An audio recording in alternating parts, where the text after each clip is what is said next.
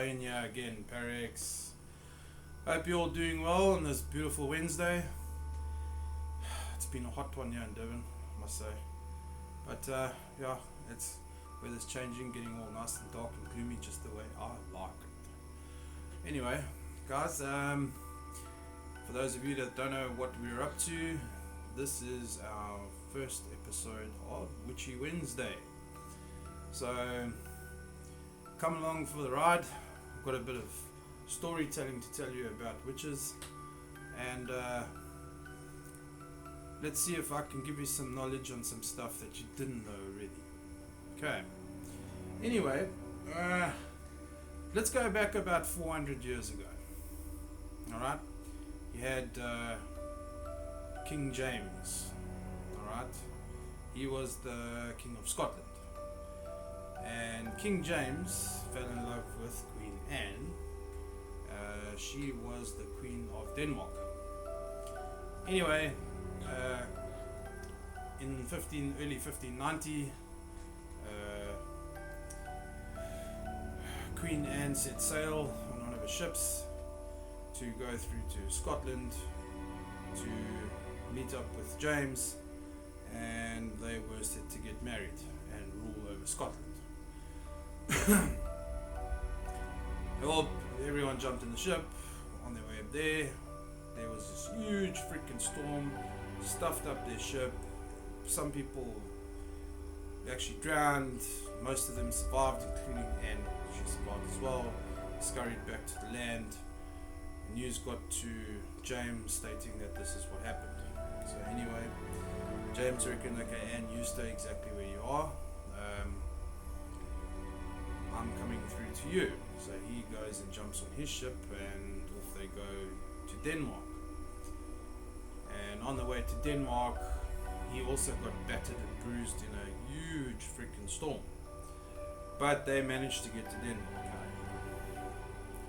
So getting to Denmark in Europe is when he came to realize that there was this whole witch trial thing happening where people were getting burned at the stake and stuff like that. So this is kind of like new to this guy. And let's see, yeah, so he gets there, and the reason why Europe had got started with this whole thing is due to a book that was written by this German monk. The hell was his name? Heinrich Kramer. That's his name. Anyway, he wrote a book called the Vicarum. Male Vicarum. And loosely translated, Hammer of the Witches. And in this book he portrays witches to be these evil monsters that work for Satan, and all they want to do is they're responsible for destruction and murder and all the bad shit. And basically, cutting a long story short, after writing this book, this is like your witch hunter. This is your book to say that you can go out and witch hunt the shit out of anybody that you suspect of being a witch. And he actually got this book backed up by the Church of Denmark, and they were like all for it. Anyway, so basically,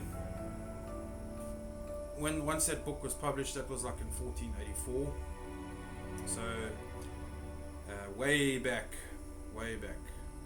before old James came on the scene,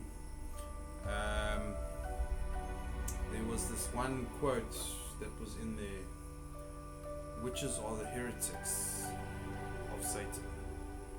Or what is it, heretics? Yeah, witches were the heretics working for the devil. That was the bottom line. Anyway, they killed thousands of people. They burnt them at the stake and did all these horrific things to them. Anyway, let's go back to James arrives in Denmark. So he sees all this crap going down. So this is all new to him. So anyway, Chloe, quiet. Stop making noise. I need to let my dog in because she's bitching that I've left her outside. 1 second.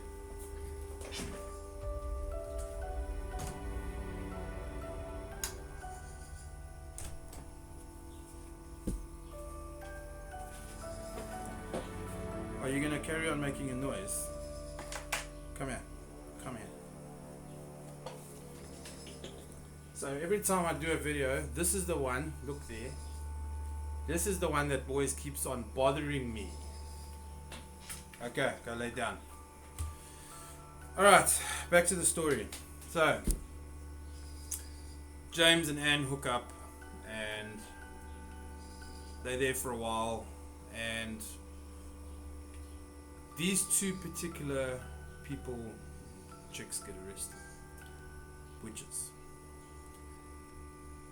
And these two witches confess to the fact that they conjured up the storms to try and take out Anne. And then when James was on his way there, tried to take out James. Because the devil wants them dead. Needless to say, they got burnt at the stake. So they were dead. So these two Danish witches, they got burnt to a crisp. Alright. Let me put a pic up there for you. So there you see these two chicks. There's three of them actually tied to a pole, and they start burning. Right. I'll touch base on this whole burning at the stake thing a little bit later. I'm just trying to get through this whole long story. So anyway, they're there at Kronborg Castle, and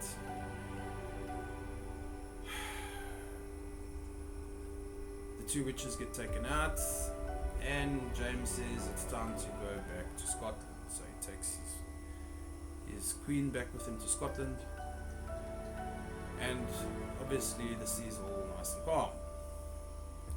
That kind of does tell me something. Maybe those two were real witches, and they did conjure up a storm trying to kill these oaks. Who knows? Today's world and yesterday's world, I don't doubt anything really. I don't.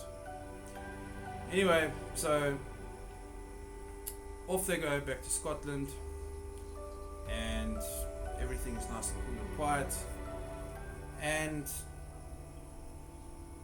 they intend on getting married, and there's no big witch stories and stuff like that. Scotland, everything is now only happening in Europe. So this knob, what was his name? He was the deputy bailiff, David Eaton. Okay. He had this housemaid working for him.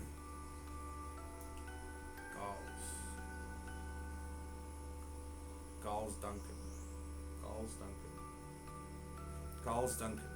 Okay, she was working for David Eaton at the time. Let's just go with Giles and David. Okay. David used to go to sleep at night and used to see Giles going out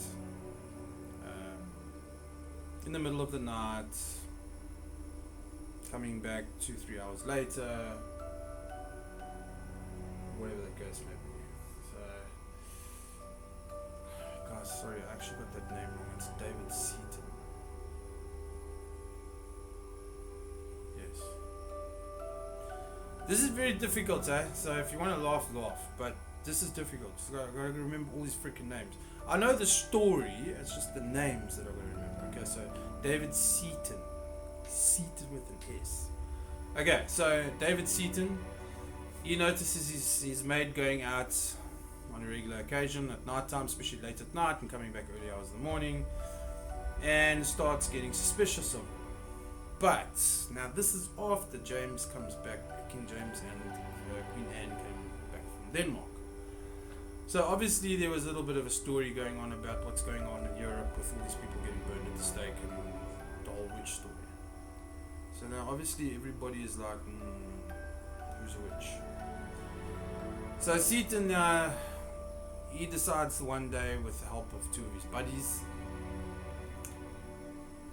or let's put it this way, she goes out and he gets two of his mates, and they sit there waiting for her to come home early hours in the morning. So she comes and he walks in the door, and the next thing David Seaton grabs her and throws her on the table, holding her head down. and there's his two buddies, one holding that arm and the other one holding the other arm, which is like this on the table. And he's holding her head down and he says, "Are you a witch?" So she says, "No, she's not a witch." So he says, "What the hell are you doing every night or every second night or whatever that you're going out early hours in the morning?"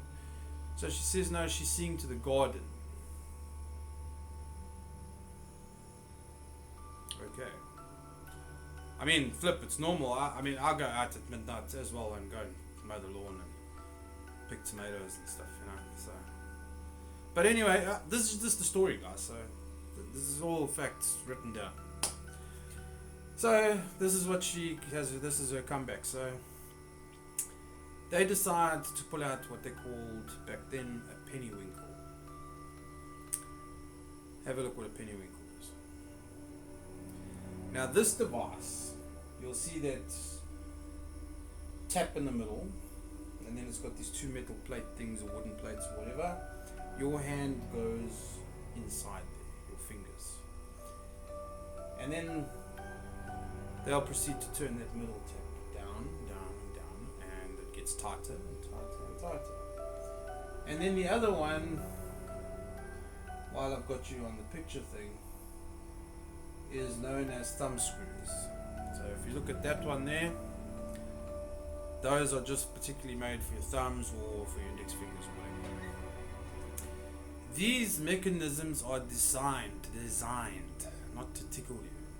Because as you're turning that tap and you keep turning and you keep turning, they've got big threads so you can just carry on turning it.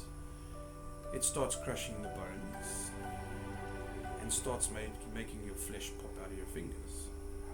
So you must understand that Giles was in a huge amount of pain back then.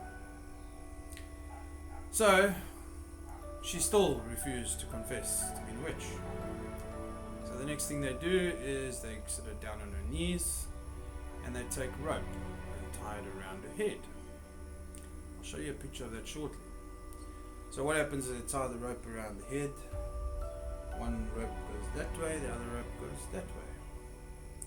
And then you got one asshole standing over there and the other asshole standing over there. This was such a common torture practice. It actually had a name. It was called wrenching. On the mark, 3, 2, 1, both pull at the same time. Vroom! Now you see the picture. So what happened is that rope starts crushing facial bones, is known to fracture skulls and eat into whatever flesh is around your face and the back of your head and your neck. As you can assume, hugely painful. And they practiced this thing so many times that there were many times where knob over there would start pulling before the knob over here pulls. He starts pulling, then he suddenly starts pulling and they snap the neck. Oh shit. Unfortunately, throw the body away. Next one, please. So, they tortured her like that, and she still said no. She refused to confess. Okay, so the next thing he did is he decided to look for marks on her body. Because back then they felt that Satan would leave a mark on you. So stripping off her clothes, blah blah blah, looking, and eventually found a mark on her neck. What mark he found on her neck, I can't tell you. There's nothing documented on it. But he found a mark on her neck, and when he found the mark, bang, she suddenly confesses. Kind of weird. Yeah. So she confesses, but not only does she confess, she actually confessed to being part of a coven and gave the name of 8 other witches. Yeah, okay, so now we're starting to see a little bit of a picture here. If you're not a witch, and you want the torture to stop, you're going to just say whatever the hell they want you to say, just to stop them from torturing. her torture had stopped already. So the only thing that they saw was a mark, and that caused her to break and confess. Make you think, right? Okay. So, the other problem I have with that story is the fact that she gave up 8 names of other people, 8 other witches. If you're confessing to stop from being tortured or whatever, you're just going to confess on your own so that you can stop feeling pain and they can just put you out of your stuffing misery. But she gave the name of 8 other witches that she was part of a coven. Right, so this means that she in actual fact was a witch. Okay. Now, this is where the problem comes in. This was the first recorded documented confession of a witch working for the devil in Scotland. First one ever. This set in motion some unfortunate events where hundreds of people lost their lives, and this had lasted 100 years. That's sad. That's sad to say the least. Before I get into that, but there are witches, guys. Okay, there's no such thing as witches never existed and they don't exist today. There are plenty of witches. You get the white witch and you get the dark witch. You get Wiccans and then you get dark magic witches. One set of witches try and do good for mankind. Door just slammed. I've been hearing some weird stuff in my house lately as well, so I don't know if something maybe followed me. But besides that, you get witches. They're real. Get over it. Okay? And they were real back then and they are real today. Alright. I forgot where I was going with this.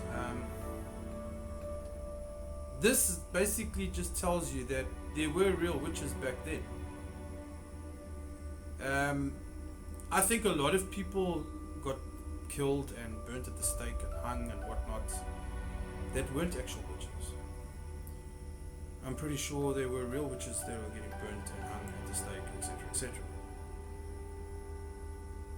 It's kind of a little bit of a 50-50. You can't look at it as to say hundreds and thousands of people that were burnt at the stake and they were all 100% not witches. That is balls. I'm telling you right now, it's not right. There were lots of witches. Maybe the real witches, like the big girl witches, they were put in positions of leadership back then, and all the Mackies below them were the ones that were put up on the stake and burnt. A little bit of food for thought there. Okay, so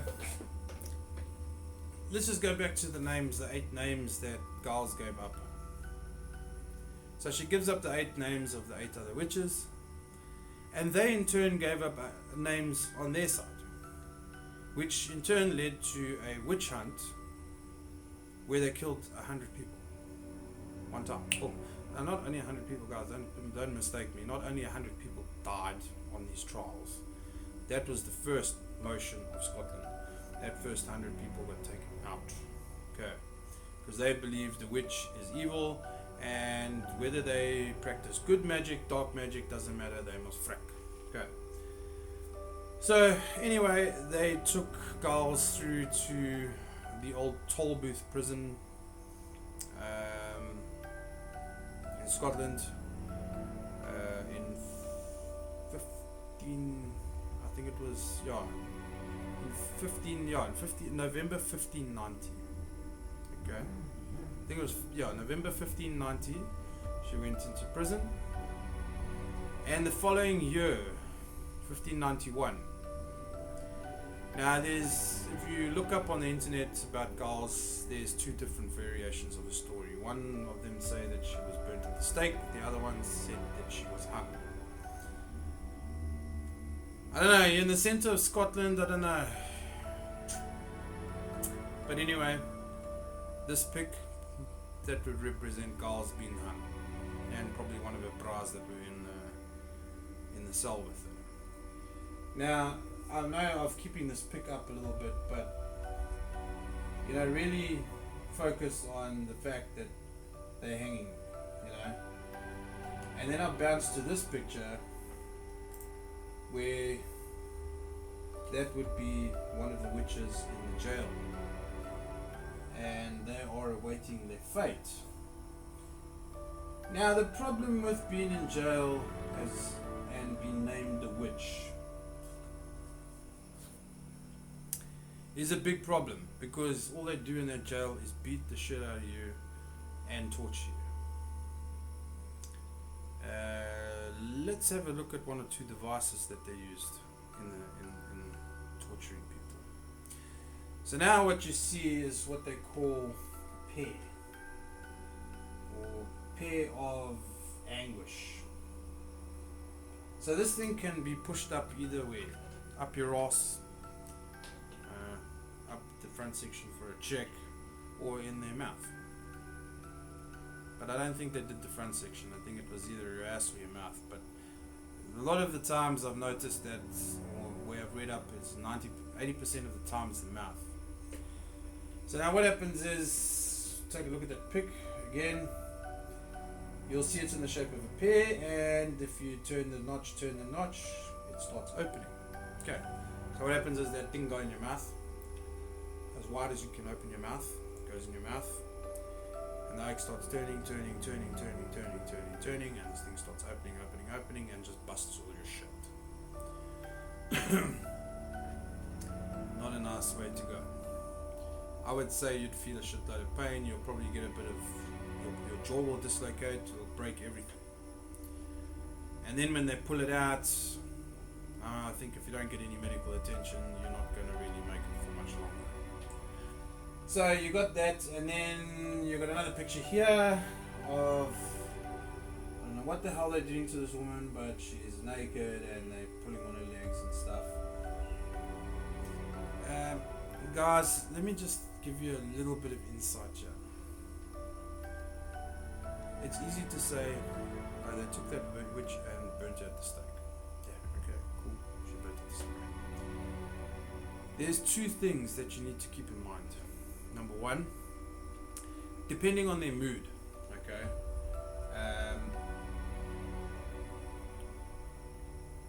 they have this witch tied to the pole.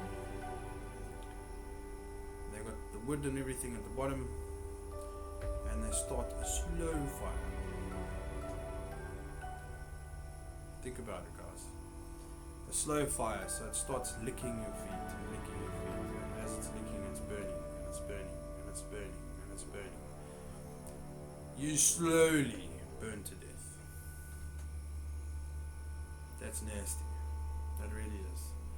Then there are times where they say, okay, fine, if you don't want to die of fire, we're still going to burn you, but we'll give you the grot. The grotta, whatever, stupid name, grot. Okay. Let's take a look at this picture.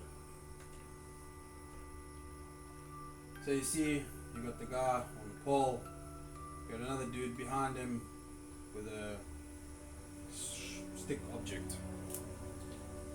Now, you got the pole, you got a hole, rope goes through around your neck.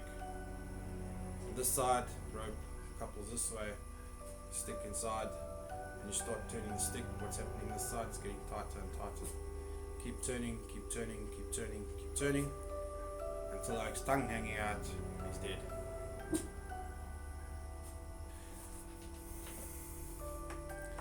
So you see, nasty way to die. Okay, so that's when you talk about getting burnt at the stake. So you could either have this rope squeezing the shit out of you until your tongue protrudes and you die of asphyxiation, or you slowly burn to death. Your choice. Or maybe not your choice, their mood. Okay. So, And then hanging is also, it's not something that's very cool. But I mean, it's getting done in public. You know, you got all these people standing around watching. It's nasty. Okay. You look at this pic here. I put it up before, the two people hanging. You can see a whole lot of people standing there. This was a thing back in the day. People, they used to do it publicly and embarrass the shit out of you, and you'd hang and piss and shit yourself and what have you, and they'll take you off there like 2 or 3 days later, or when the corpse is getting fraught, that kind of stuff. So it was nasty.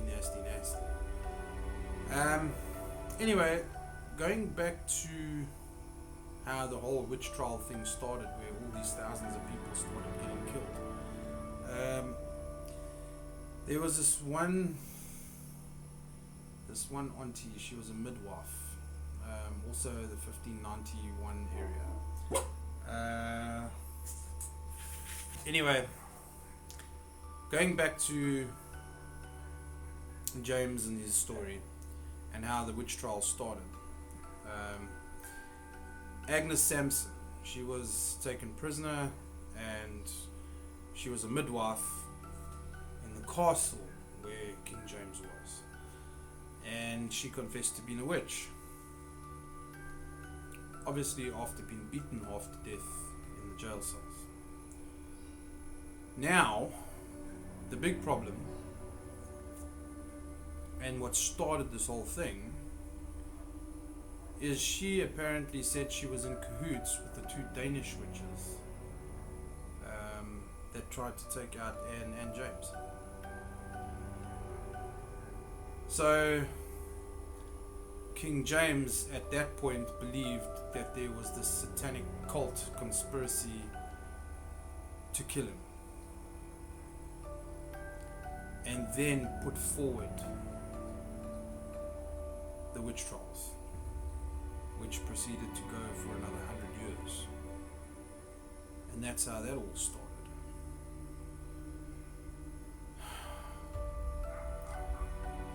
I must say, it saddens me of how many people lost their lives then on a thought or a rumor, or maybe they just picked one too many herbs. That's the sad part. I'd say it's also sad if you say that there were actual real witches that were burnt at the stake and stuff, because not all of them were bad. Then again, not all of them were good either. So it's kind of like a rock and hard place situation, but nobody deserves that. Well, if there were witches that were causing big shit, I mean, yeah, maybe they do, but hey, it's a nasty way to go, man. Anyway, guys, that would conclude today's Witchy Wednesday. When I start with something, I'd like to try and start right back in the beginning where it all started. And I think I pretty much covered that. Next time that we chat, we're going to be chatting about the Salem witch trials in Massachusetts, USA. Now, concerning the fact that that's not Europe and that's not Scotland or England. So you need to understand this stretched right across the world. So we'll be chatting about that as well. And we'll keep moving on until we get to our modern day stuff and what have you, and spells and witchcraft and everything else. So I think this is going to be pretty interesting, guys. I researched witchcraft and witches and stuff like that quite a few years ago. I kind of know the storyline to what we were chatting about, but remembering all the proper dates and the names and stuff, please forgive me, I could mess up somewhere along the line. But yeah, I think we're going to keep this as interesting as possible. If you want to know more about witches, just tune in when the next episode comes out, and I will cover all the bases. Guys, I'm not going to cover bases on bullshit. I'm going to, when I do my research and things like that, I confirm and confirm and confirm, and then I confirm again. Okay? And you are more than welcome to take what I've told you and go and do the research yourself. Alright. Anyway, guys, please do not forget to like this video. I need the algorithms for YouTube. And then please share this video with your Mikeys, and also get them to subscribe and click that little bell and say all, so that you can get notified on all the other videos that we're pushing out. Because guess what? I am almost done with the editing of part 1 of Friday the 13th graveyard investigation. Haunted graveyard Friday the It's a long story, but I'm almost done with part 1. Yeah. So anyway guys, it's been grand. Love you all. Thank you for the support. I'm Wayne with ParaX. This is Witchy Wednesdays episode 1.